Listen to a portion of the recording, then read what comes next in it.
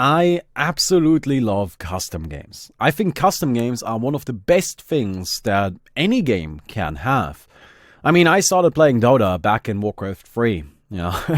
Just playing my tower defenses, which is what I used to play a lot of at the time. And then I saw, what is this? Defense of the Ancients. Well, that sounds like a tower defense. Let's go ahead and give it a try. It wasn't. I picked Zeus, and then I got ran over by a Medusa with like 4 Skadis. I remember that. She had multiple Skadis in her inventory. And then I looked at the Skadi, and I'm like, wow, that item was broken. Look at how many stats it gives. But that's how it all started, as a custom game in Warcraft 3. And I think it's absolutely fantastic that Dota 2 offers us the option to make custom games. I also love how generous they are with their dedicated servers. Used to be that only the best of the best got dedicated servers, and these days, really, as long as you have any player base at all, they will give you dedicated servers, and that is great. That's how it should be. I still think there's a lot of wasted potential with custom games and a lot of issues, and nobody really talks about this. So I thought, let me go ahead and do it. The biggest issue custom game creators face is that Dota makes it very difficult to actually find a player base for your game, as long as you aren't on a top 10 list. Now, the top 10 list is there to show the most popular games so people can easily click on them and play them and all of that, which is of course fantastic, right? I'm not saying that shouldn't be there. The problem with the top 10 list, though, is that it snowballs. You get on the top 10 list once, well, shit, now people start playing your mode, and because people are lazy, they're not gonna go searching for a different mode, and they'll just keep playing the games on the top 10 list. And they'll just keep doing that. Now, not only that, but the top 10 list is actually a little bit arbitrary. I have done research on this. So, a few months ago, I was a little bit curious, like, how does this top 10 list actually work? So I sat down and I collected data. At certain times during the day, I noted down how many players the top 10 most popular games had.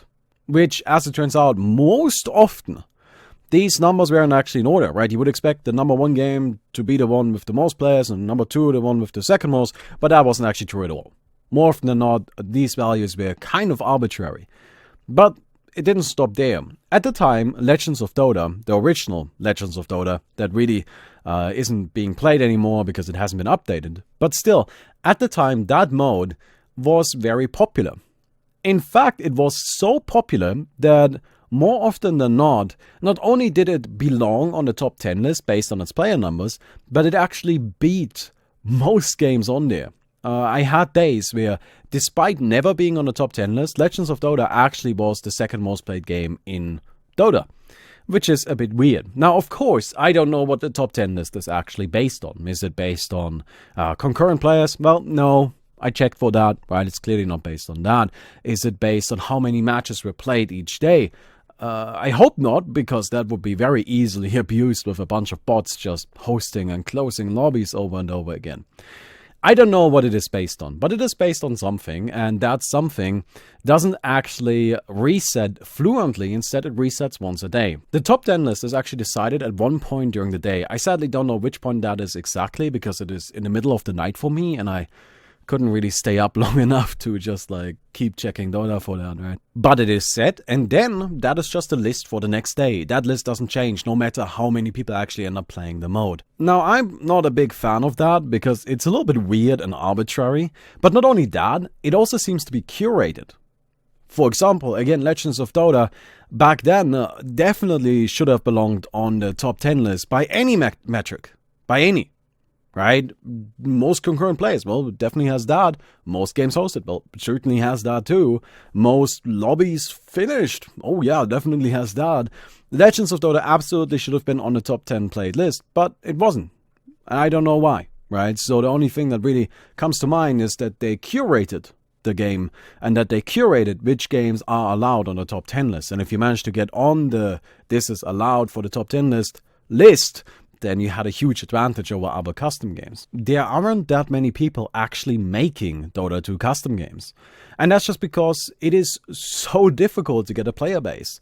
Unless you manage to get on a top 10 list right away and then stay on there, you are actually kind of screwed. there are so many fantastic games out there that have literally no players because they didn't manage to get that huge boost immediately to get on the top 10 list and then stay on there. But instead, it had a regular old release and then it died, right? Because it just didn't manage to gather a player base. Now, of course, the problem with a top 10 list as well is that only 10 games can be on there, and I can think of at least 11 games that deserve to be on there. Custom game creators right now are in a spot where they don't really want to make games because they know that all of the effort and the hard work they are putting into it is very unlikely to actually be rewarded. You know, this just kind of sucks. It's kind of a difficult situation to deal with, but I have an idea, and this is what this video is really about. So this is of course just a suggestion to Valve, which means it will never ever happen,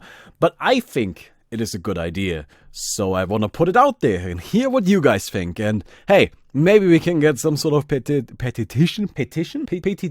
poll started, and maybe we can convince them that way. Hearthstone is one of my favorite games. I love Hearthstone. I know the game is currently not doing that well, but that doesn't mean I love it any less. I'm just waiting for the patches nerf like everybody else is. Although small-time Buccaneer is really the issue. But anyway, Hearthstone has Tavern Brawls. Now, Tavern Brawls are actually probably my favorite part of the game right now. You know, if there's a new Tavern Brawl released, that's kind of what I play. I don't really play Arena or Ranked right now. I just like playing the Tavern Brawls and, you know, experimenting with crazy decks. It's just really fun to me. Now, what is a Tavern Brawl? A Tavern Brawl is a game of Hearthstone, but with crazy, weird rules. For example, the current Tavern Brawl makes it so that whenever you play a minion, you get a random spell of the same cost that costs 0. So you just get a free spell you can use, which is kind of neat. You know, it's just like, oh, okay, now we can build crazy stacks with that. And there's this cool OTK pre-stack that only works because of this new mechanic. But, you know, there are some cool, interesting options that come into existence because of that. And Blizzard started doing the brawls with Hearthstone, and then they expanded them into Overwatch and Heroes of the Storm. And really, those are their 3 big games right now. So all of their main games have these brawls. Now, I think Dota can learn from that, and I think Dota can take from that. Now, think about it this way. If we want to make a Dota Tavern Brawl, and we want to make a variety of Dota with crazy custom rules that plays differently every single week, then all we have to do is take the custom games that already exist and put them into a queue. That's it, right? Maybe this week, the Dota 2 Tavern Brawl or Custom Game Brawl is Crumbling Island Arena. So you click on the Custom Brawl and now you're playing Crumbling Island Arena with a bunch of preset rules. Maybe this week it's Legends of Dota, or this week it's Epic Boss Fight, or this week it's Angel Arena. All of these are perfectly fine existing game modes that could gain a huge boost of popularity by being put into this custom brawl queue. Now, how would this work? It's essentially a new button that I'm proposing in the Dota interface. You click play Dota, and then you have ranked, normal, and all of that nonsense. And then you have custom game brawl, or whatever you want to call it. And this would essentially be the same as the Dark Moon.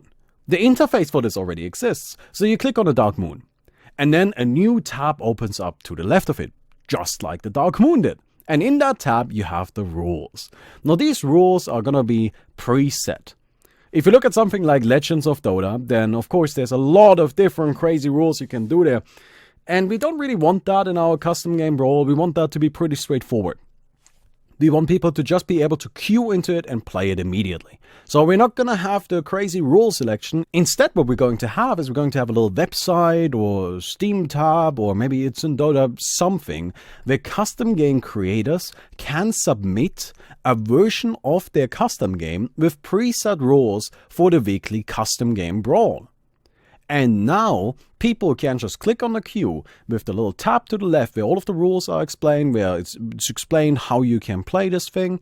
And then you just go in there. The rules are preset because the custom game creators did that already.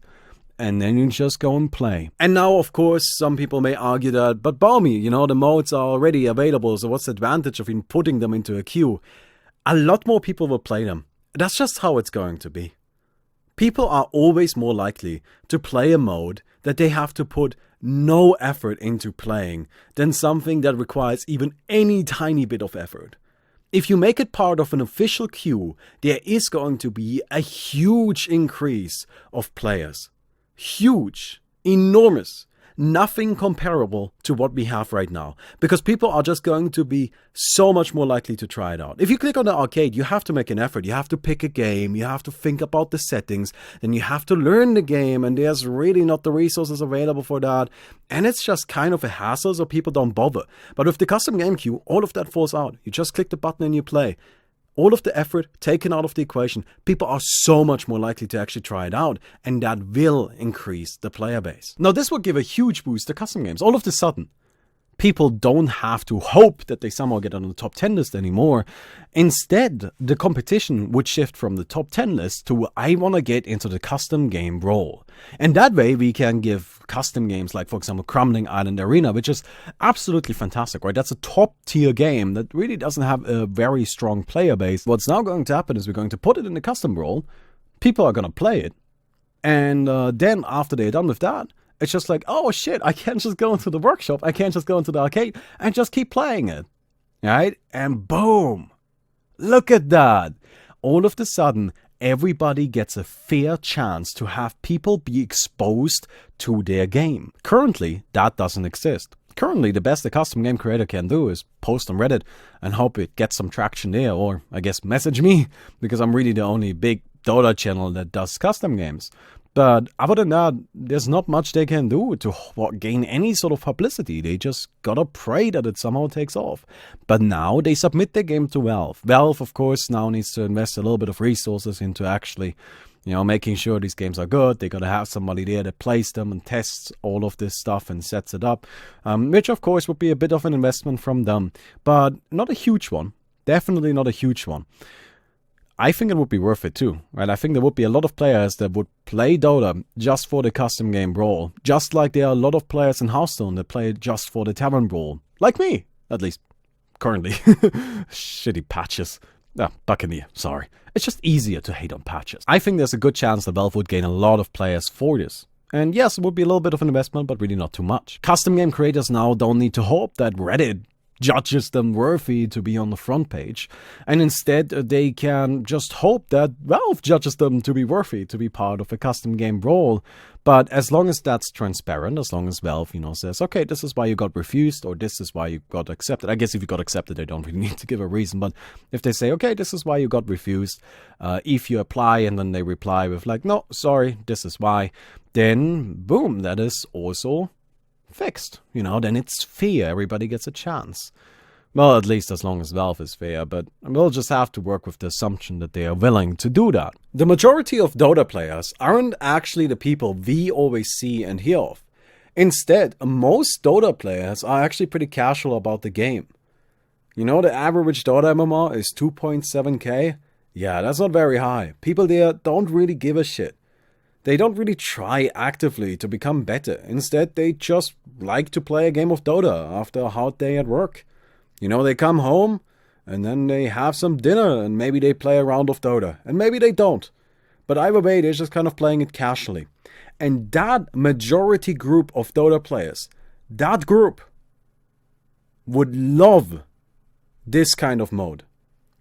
Because then they can play something that is just even more casual. Then they can do something that is very, very relaxed. The Dota community always seems like this group of people that is only shouting about, oh, you need to get better at Dota, and everybody's always angry, and like we are the most toxic community in gaming and all of that.